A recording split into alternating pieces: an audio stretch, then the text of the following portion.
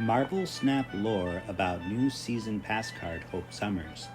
Hope is a major character in the X-Men line, especially so about a dozen years ago when the Avengers vs. X-Men event, the basis for Marvel Snap's March season, was released. Hope Summers, put simply, is a lot. Put complexly, Hope is simultaneously a MacGuffin, a commercial device, and a kind of catch-all summation of X-Men lore built Frankenstein style from bits and pieces of the history. Hope is a patchwork messiah, a conceptual golem, and a crass means to mask corporate interests as a storyline. Consider how many of the classic character archetypes Hope is made to embody, and most of them concurrent with or quick on the heels of her introduction. Hope has been the hero, the magician, the orphan, the outlaw, the sage, the innocent, the creator, the caregiver, and, literally via her Swiss Army knife power set, the everyman. Is Hope too much, or just enough? Is Hope the Baroque, or the Rococo? As we now enter the labyrinthine history of Hope Summers, let me warn you that we are likely to get lost along the way and forget the point of what we were trying to discover in the first place. That's how convoluted and dense Hope's relatively contemporary narrative is, and it's like that from the very start. Before the very start. Hope Summers first appears in X-Men Volume 2, number 205, released in 2007 in the midst of the Messiah Complex event. Official credit for the character is given to the writer and artist of that issue, Mike Carey and Chris Bachalo, but it seems certain that the unnamed infant in that comic was a product of a committee intended to transition the franchise out of the difficult narrative corner of the Decimation. The Decimation was a Marvel event from 2 years previous stemming from the House of M story, and likewise helmed by writer Brian Michael Bendis, along with artist Olivier Coipel. At this time, the Scarlet Witch had been enhanced into a full-scale manipulator of reality, rather than a mutant able to distort probability so that highly improbable events happened to her benefit, like a pipe bursting above the head of a crook robbing a bank. I'm sorry, but the latter is a cooler ability, but also one writers struggled to comprehend, and thus make comprehensible, for decades. Bendis took advantage of this to turn Wanda Maximoff into his plot device for several earth-shaking events, like his radical Avengers Disassembled storyline in which an out-of-control, out-of-character Scarlet Witch effectively destroys her teammates in gut-punch-to-the-reader violent manner. Of course, none of it kept, but it felt brutal at the time. Meanwhile, in the X-Men titles, Grant Morrison had Charles Xavier's parasitic twin, Cassandra Nova, use Sentinels to commit genocide on the mutant nation of Genosha, which was ruled by Magneto at the time. Morrison's overarching storyline involved the brilliant act of misdirection and the return of Magneto to something akin to his classic villain mode, a more adult, complex and pathetic, an ingenious mastermind terrorist with Che Guevara cred building amongst the expanding mutant population. Magneto was obsessed with revenge and addicted to power-boosting sentient drugs. It was incredibly well crafted, but impossible to square with the ongoing continuity of the character and his unavoidable future usage. So that Magneto was revealed to be an imposter, and the real Magneto and Charles Xavier joined forces on the ruined Genosha, working together, I guess to avoid future calamities to mutant kind. Oh, that story also featured Jean Grey going Phoenix again after Wolverine kills her, fake Magneto killing Phoenix Jean Grey for a good long while, and Wolverine decapitating fake Magneto. These elements are important-ish later. Following Disassembled, the Scarlet Witch comes to be in the care of Magneto and Xavier in Genosha, but Xavier is struggling to contain Wanda's power, and so he convenes a meeting of the X-Men and Avengers to discuss a permanent solution to the Scarlet Witch problem. The conversation is leaning towards Wanda having to be killed for the greater good. Yuck. Because that's what superheroes do, right? That's what comic book heroes are now? 20 pages of talking head ethical dilemmas interspersed with the ultraviolence? But I digress. I'm already lost in the Hope Summers maze. Quicksilver informs Magneto of all this, and yada yada yada. Wanda uses her reality-warping powers to remake the world into a mutant utopia ruled by Magneto and his family, the House of M. House of M ends with Magneto murdering his son Quicksilver in a fit of rage, which leads to the Scarlet Witch declaring no more mutants and wiping away all the mutant powers except a relative handful of individuals, mostly the known and popular figures. The world population of mutants drops from millions to less than 200. This is the decimation. Okay, they call it that, but it's not a literal decimation. A proper decimation is not destructive enough. We're talking early 21st century event comics where we're limping shell-shocked from apocalypse to genocide to apocalypse to mass extinction, with rictus grins frozen on our face as we snicker at the ludicrous Hostess fruit pie ads these spandexed fascists used to pun their way through in the good old days. But I digress. I think I might be lost. That's the status quo for a couple years. Mutants are on the brink of extinction, leading to increasingly desperate and increasingly out-of-character decisions and actions. There's little fun to be found, and it's hard to shake the feeling that there's an underlying corporate desire to completely marginalize the X-Men in favor of properties Marvel hadn't sold the film rights to in more desperate times. But the X-Men were evergreen successful, and the toys couldn't just get packed up and stored in the attic when money could be made from them, and from making toys about them for that matter. But things in the Marvel Universe, especially the X-Men line, were feeling grim. There was something important missing. Up until now, any kind of faux religious overtones in the X-Men line were relatively subtle. Relatively. Even with the Phoenix, she was more of a Wiccan Kabbalah kind of gal, but subtlety had fallen out of fashion, and the heavy hand of the Messiah triad of storylines came down from the mountaintop of X-Men editorial retreats to save the decimated mutant population from the narrow-margin species survivalist narrative they had forced themselves into.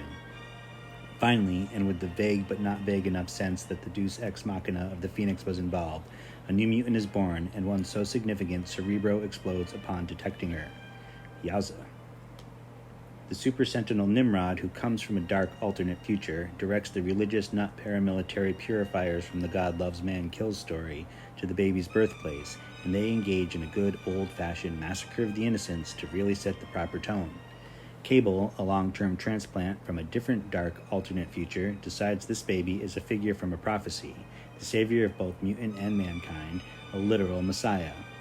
A guy who accessorizes with motorcycle-sized cannons spouting off about prophecies and the second coming? Good times.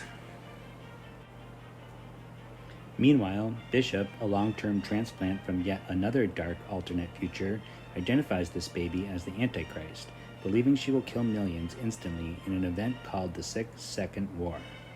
Hey, not everyone is good with kids, okay? Oh, and Bishop and Cable are both good guys, by the way. I know, it gets a bit confusing. Moving right along, Cyclops sends Cable and the baby into the future to protect her from Bishop, and Bishop pursues in a kind of reverse Terminator manner. The time travel app on Cable's phone is broken, so he can only go back to the future. In a distant time, Cable falls in love with a woman named Hope. They marry and raise the baby Messiah together, in a parallel to Cyclops and Jean Grey raising Cable together in a future timeline in the adventures of Cyclops and Phoenix. Then the wife Mother Hope dies fighting an army of insect people. No, really. So that's why Cable names the girl Hope, because he hopes she doesn't die fighting an army of insect people, which is really what any parent wants.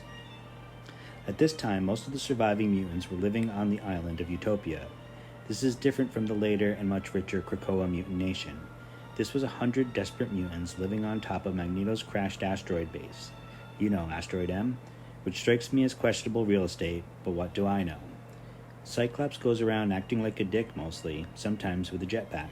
That's the gist of the era.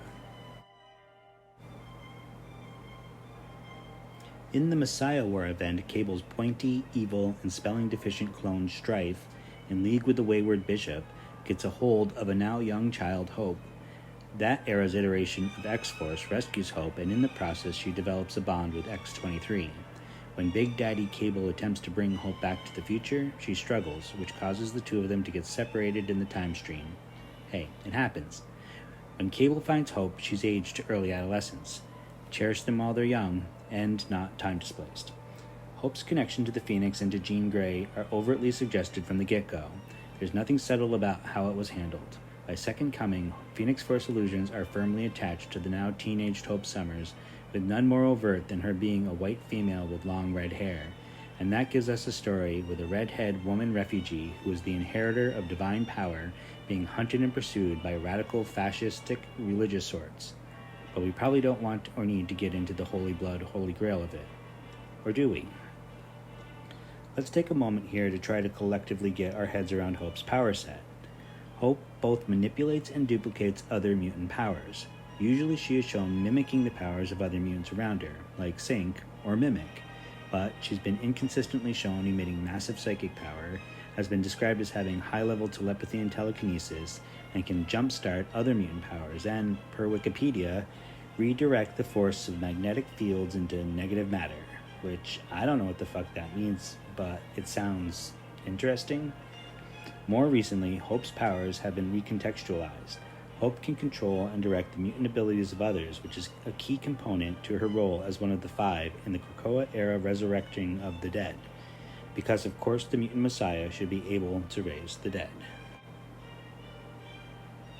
In the actual Avengers vs. X-Men event, the Phoenix Force is detected returning to the Earth to bond with its chosen host, Hope Summers.